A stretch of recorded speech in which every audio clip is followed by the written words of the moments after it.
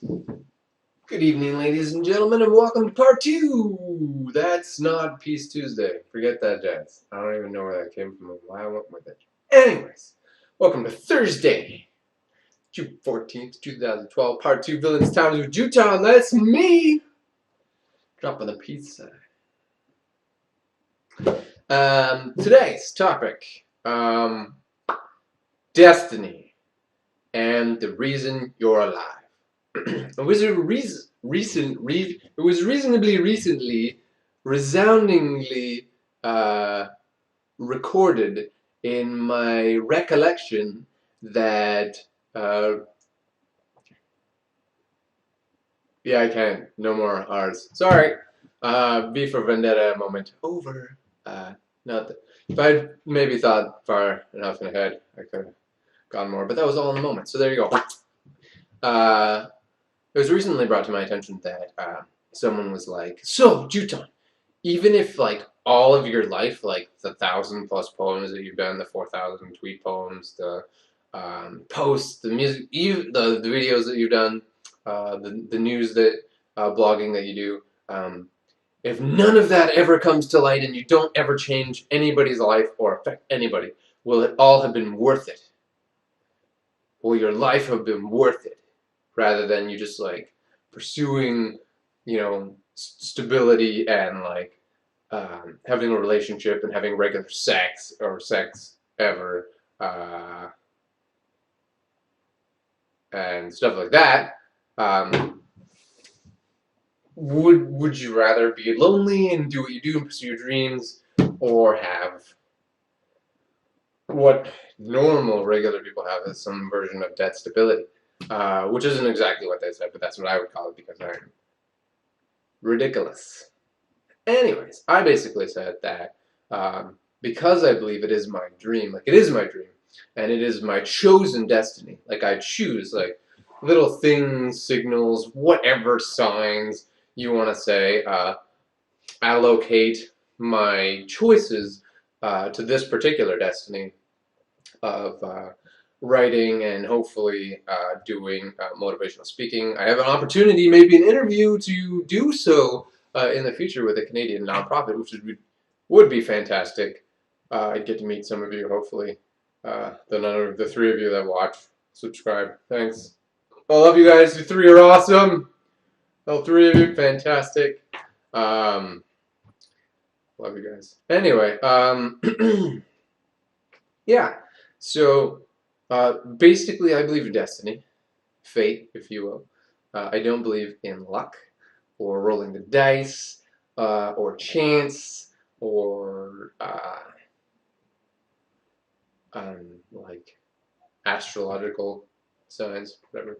Um, I believe you can choose your own fate to a degree. Every moment is an opportunity for you to make a choice that allocates your future slightly more over to the destiny that you desire. That being said, sometimes random things, which aren't random at all because I don't believe in randomness, but things that happen that might seem random might set you back a few steps, wherein patience and perseverance towards your choices need to be made in order to move you over to the dream. That being said, one of the reasons why I am single is because what I believe in, what I stand for, my opinions, they're not really culturally or socially accepted in any particular format, which I'm fine with. I'm totally cool with that. But that being said, it is someone to come and walk alongside someone that believes what I believe, would also have to believe what I believe. And so that way it would be like, I don't believe that old saying like, you walk hand in hand, side by side. And sometimes one person walks ahead of the other, carrying the other. And sometimes, which means the other person is walking behind. And sometimes it's flip mode. So this person now is walking ahead and the other person's walking behind. And then you can walk side by side sometimes. That's the way it should be. If you're not prepared to help each other stand in your beliefs, your dreams, your choices to persevere to destiny, then and what you aspire to in life and what your goals are in terms of owning things and how much money you want to make, stuff like that. You should really evaluate, unless you're married, of course, because then stick with the vow, work it out. Long, hard road. I know. I'm sorry. Um, you should question why you're with that person, because your dream, which most probably is based in some sort of art, fairness, entrepreneurship, uh, or creativity, should be persevered towards by your choices over um, uh, your relationship to a degree. Um, both can be managed at the same time, but the other person has to be willing to follow you into that dream. If they can't or don't want to, then you can't force them. But therein is all sorts of things that need to be described and done away with and helped you, yeah, all sorts of things. Psychologies and helpful tips and guides and all things that I can help you with, but not in this video. This video is about choosing your destiny. Destiny, son, choose it. It's so late. You don't know where you want to go, but you do, and you don't know how to get there. Well, you gotta ask questions. Um, small steps is how you get there. I started off doing short verse poetry, and then that turned into like full bloom lyrical style poetry, and then that turned into like essays, which turned into news articles, which turned into this that I'm doing now, which also turns into more articles, which turns into public speaking, which turns into comedy, which turns into hopefully a play that I want to do, which is just me doing piano and a random bunch of other awesome stuff, which is slightly akin to comedy, but it's like inspirational, motivational hilarity, I guess. Even if all of my dreams and my choices never affect anyone ever across the history of like space and time, I will be okay with that because I will die after every 24 hours of my life when I go to sleep or wake up and recollect the last 24 hours.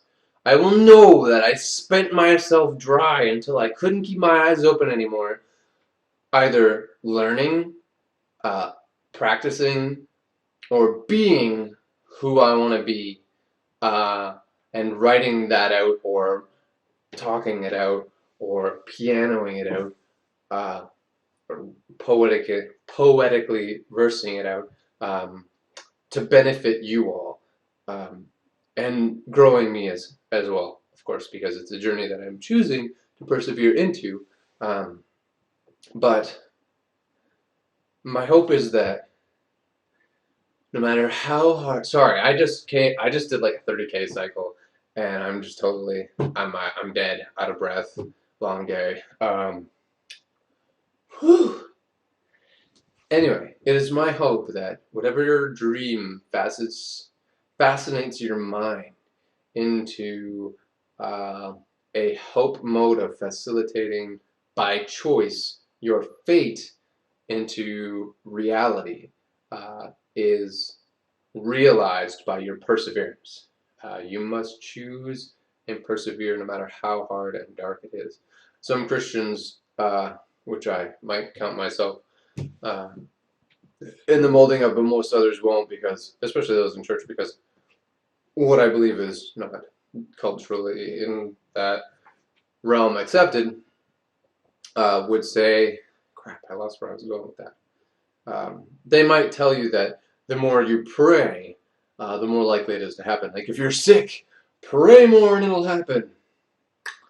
Obviously, they haven't read much of the Bible, and they're still suckling on the spiritual milk that verses tell them to come out of, because their comfort level is okay there.